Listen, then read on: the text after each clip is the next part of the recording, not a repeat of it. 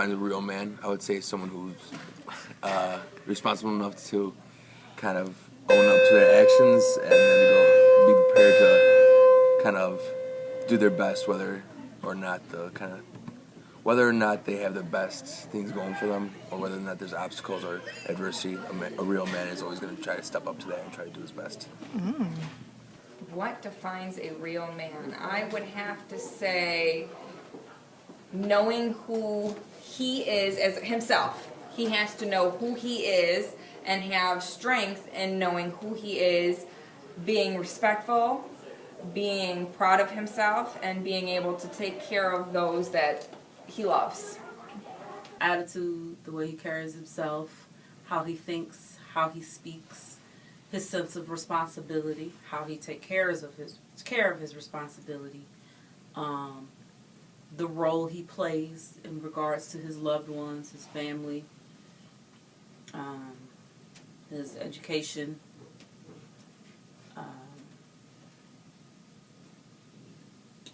his drive, his ambition, his goal-setting ability, and also ability to achieve said goals, accomplish those goals. All of those things together, including age and biology, make a man. A real man is someone, number one, who takes care of his children, who makes sure that he takes care of his wife, is a person who is respectful towards his wife, his children, his own parents, his in-laws. He goes through this world trying to do good things, not being disrespectful or mean-spirited towards people. And most of all, I think someone who believes in God and spreads that throughout his family. A real man and a real person, both, I think, will be defined by somebody who stands by what they believe in. And that's not always easy, but I think a real man, or a real human being for that matter, is somebody who does the right thing even when it's challenging to do so, even when it doesn't benefit you as a person, but it's the right thing to do. You stick by your beliefs and morals even in tough times, for other people as well, not just for your own benefit, but for everybody. Principally, my father. I was blessed to have a father in my life that was there every day, so it made it easier for me. But my father, then my grandfather, who was also there, helped me every step of the way. How have you transitioned from boyhood to manhood? That's kind of hard. I think I had to get married first, but that's definitely my father kind of helped me with those little steps, especially when I first got married. It was like, this woman, blah, blah, blah. And he kind of gave me those steps that I needed to become a man. And my religion, my spirituality, that had a huge part to do with it, because I always go back to the scripture and think about how does that make me a man. And I think the reason why we have a lot of people that's not a man is because they lack a father and they lack the spiritual aspect. My dad, no, without a doubt. He's a hard worker. If I'm half the man that my dad would be, I'd be happy with that. And he's always been working hard. He's a little scary at times, but he's cool with me, But and definitely my dad, because he kind of taught me how to work hard more than everything. And that's what I take. Wow. This is a tough one because it's not one person or one thing that has influenced me, but a collective group of people and things that have influenced me significantly. But if you wanted me to name a couple, I would say God, Jesus, the Bible, the religious element. Then I would also say my own father, although he was very, very, very hard on me, still isn't letting go. Very hard on me, but in a good way. I think that has influenced me to do things in a good way.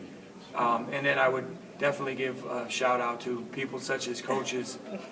Sports were such an integral part of my life growing up that so many good coaches that have influenced me, and teachers, that those would be the first people that came to mind. But the list is so long that the battery will run out on that thing before I name everybody. As a man. Me? Just trying to get myself better every day. I figure that's what I got to do, be a man.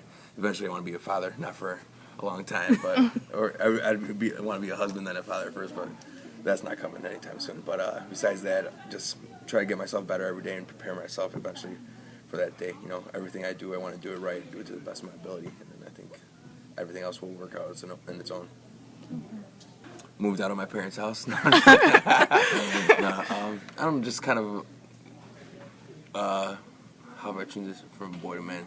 Just realizing that I'm not a boy anymore. Realizing that I gotta do things for myself and be my own advocate to help myself improve and help others around me improve too. What is the difference between your grandfather's generation of men and men today? Oh, my grandfather and my dad too. To be a man, to be yourself, to follow your dreams and your passions in life, but to take care of those that you're supposed to take care of. Stand by your word. That's also a very important thing when you're a man, or a real human being for that matter. I think that goes a long way. But to handle your responsibilities as far as schooling goes, as far as your job goes, but most importantly toward the people around you in all ways, including the people in your job such as this. Not just your immediate family, but people around you. Just think about what you do before you do it. Think about the outcomes. Actually, kind of weigh the consequences and which make decision-making a process, and don't just do it on what you first think. Just make it a process. Think about it, evaluate everything, and then you can make the best decisions. The most feminine thing you can do is worry about, not saying women do that, but as a man, if you worry about what somebody else think, trying to fit in with another guy, and I think that holds you back. So once you let that go, once you think about who you are yourself, I think that's what makes you a man, you know, and that's how you transition. Well, I mean, it's hard because obviously it's not like you need money to be a real man, but at the same time, you should be able to provide for you and your family, and I mean, you should be able to provide for yourself at the very least. And once you have a family, provide for them, but or at least help to provide for them, you know. Things. And it's like, I think even if you start out with nothing, it's no excuse to not try to build up to something, you know. So obviously in the end, it doesn't make money or what do you have in your bank account or how many properties you own doesn't make a man. But what does make a man is what you do have, you manage it in a responsible way, and you try to make it work for you. Heavily. As much as we don't want to admit to it, Wu-Tang had a song about Cream. Cash rules everything around me. Cream, get the money. Dollar bill, y'all. I mean, what? Ooh, tell it. Money is important. We like to say that we live in a democratic society. We are in a democratic country when actually we live in an economy. Let's just keep it real. Cash rules everything around me. Yes, we have a president and a Congress, you know, the Senate, the House of Representatives, whatever. That's our government. We have the facade of a democracy and our vote counts. But if you guys are of voting age or about to be, you know that we go and we vote, but our votes don't elect the president, the Electoral College does. And people are bought and sold every day. Even the president we all love. I dig Obama. I dig what he's trying to do. He's the first president that I haven't caught in a lie. Democratic, Republican, black, white, whatever. But everybody is bought and sold every day. We live in an economy. What do you hear every time you turn on the news? You hear recession, recession, recession, jobs, jobs, jobs. All of that has to do with money. So taking it from the broad and bringing it to the specific, when you're talking about a man, and I don't have to say real man, I'm talking about man, because man means real man. That's implicit. A man is responsible. And that's in every category. He's fiscally responsible. He's emotionally responsible. If he's a father, he's responsible to his children, you know. And relationships, when you hear about the alarming divorce rates and all of that, one of the main issues as to why people get divorced is money. 50%, at least 50% of marriages end in divorce, and of that 50%, an overwhelming majority of them, it's over money. And you have to be honest. We as women need to be fiscally responsible. Men have to be fiscally. Any adult has to be responsible. But since we're putting this on men, and I'm old school. Men are the protectors and the providers. I don't have a problem marrying somebody who doesn't make as much money as I do, and don't think that means I make a lot of money, because I don't. But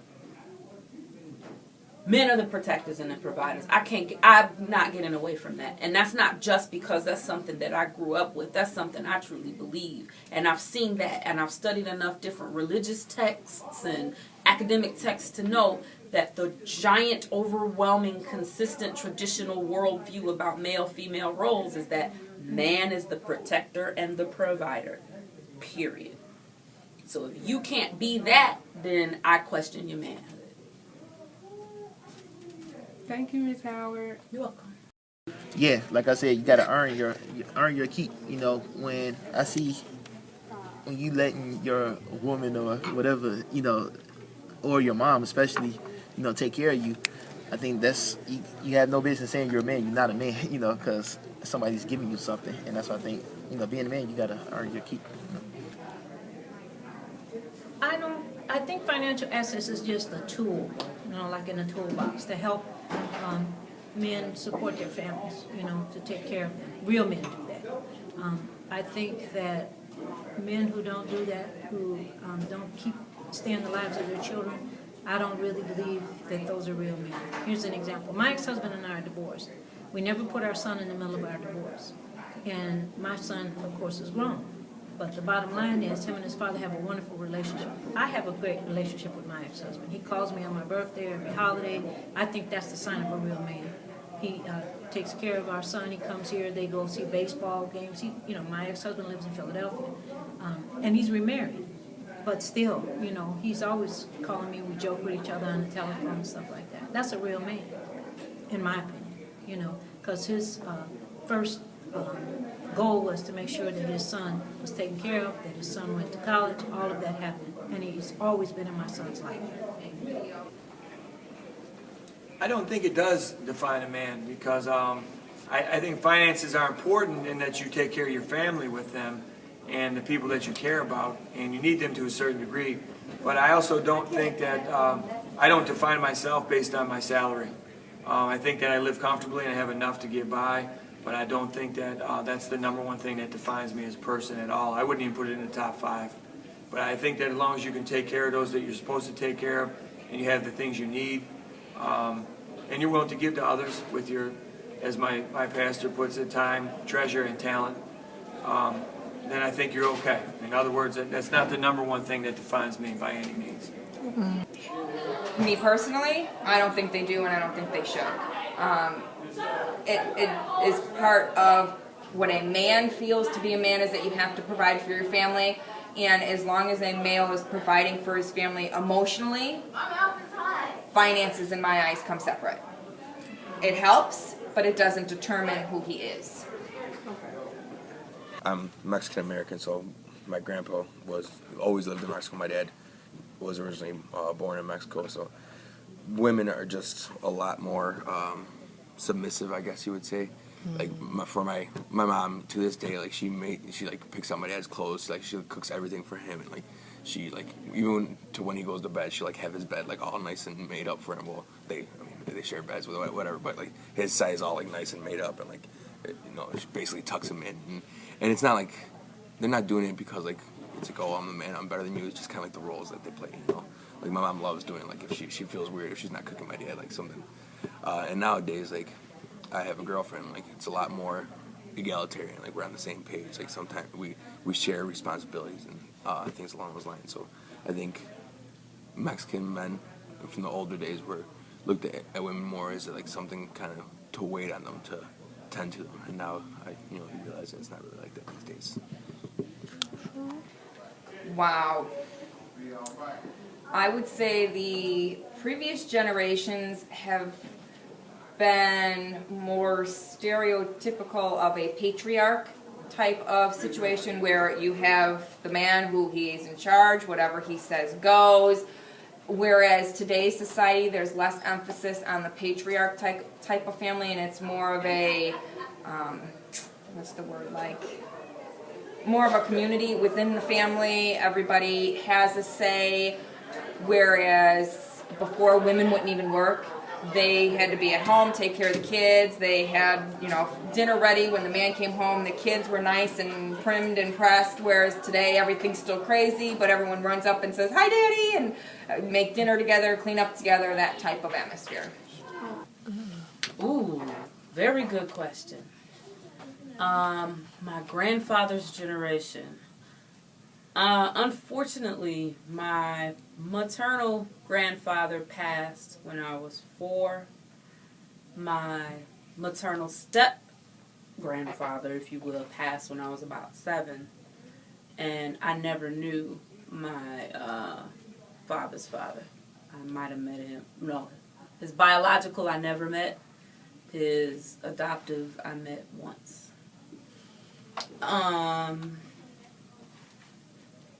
I'll just say this because I know enough about those generations.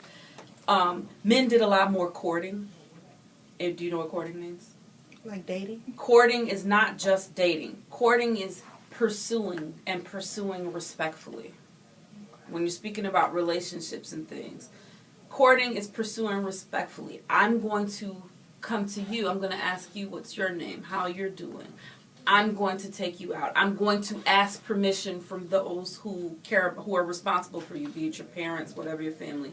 I'm going to walk up to the door when it's time for us to go out. I'm going to introduce myself.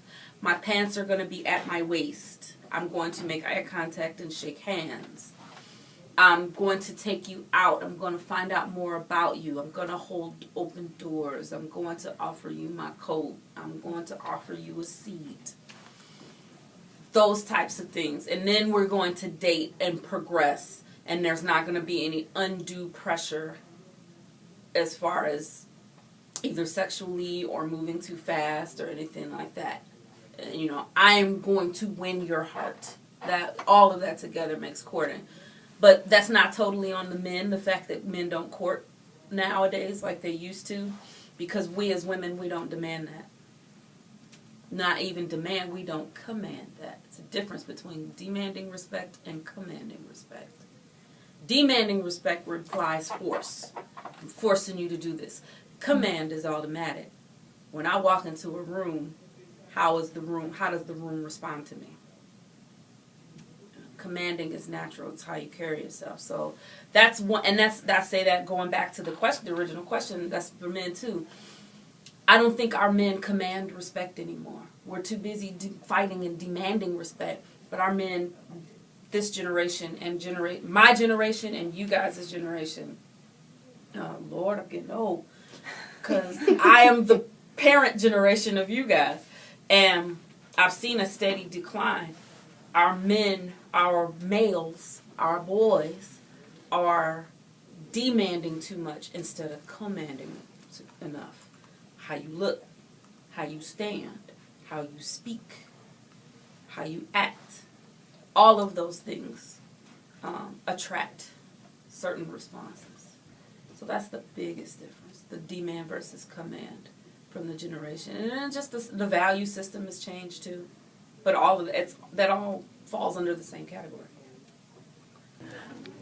I always think it's the what are you gonna do for me aspect. I think in the past it was like, okay, I gotta go get what I need. I gotta do this so I can earn the family. I can, even earn my house, earn a living. And I think this generation people are happy for somebody to do something for them. People have pride in saying, oh yeah, I get free lunch, or oh yeah, can I get some extra credit? All this stuff. And that just started in high school. Then when they get grown, oh, I gotta vote for this person because he's gonna help me with this. And okay, I'm going on a tangent, but it's always about asking somebody to help them out with stuff. And usually, man had too much pride. We suffer from too much pride. We never wanted to ask for anything, and that's how my father taught me. My grandfather's generation, actually, my grandparents were slaves in the South on my dad's side, and my grandparents on my mother's side were migrant workers because they weren't very educated.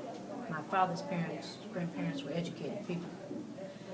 I think that the difference is that back then both sides valued education because out out of all the children that my parents had, even though my mother never finished high school, she made sure that all of us have degrees. We all have degrees because they understood the value of education. My father had a degree, and the best job he could get back in the day was to be a porter on the railroad. That was a big thing for black men during that time. My nephews, my son, I think all of them are real men. They're not disrespectful to women. They go to church. They have degrees. They know how to treat people and how to be respectful. If my mother asked them for a glass of water, they're all running to the kitchen trying to get her either a bottle of water or a glass of water. I mean, because it's about family. And when men are respectful people, they know how to respect their family and to, be really conscientious of how they act. And so I think that's part of also being real men, doing the right thing, being the right person, making sure that you become successful to help your family out and, and take care of your kids. That's a big thing for me. I don't know if it's fair to overgeneralize for a whole generation, but I would say that the world has changed tremendously, in terms of the technology, in terms of how things happen faster. I think, generally speaking, though, I think people, have become a lot more self-centered, and that's not a good thing. So I think that maybe that has gotten lost in the shuffle, but I think that's a whole world issue. And I don't want to overgeneralize an entire generation, but I think people are doing things a little bit too fast at times, and I think we need to focus more on things like family. I do think the family structure is something that has changed significantly, and for that reason I think men have slipped up in a lot of ways. I think fathers have stopped becoming fathers in a lot of ways, and you have that void being filled like teachers and people that you know around the area. But I think that fathers need to take a lot more responsibility for their children, absolutely, for sure. And a lot of that has to do with time. I think that time is the best thing that you can give to somebody, and I think that fathers being around part-time and running the streets is not a good thing at all. I think that leads to a lot of problems.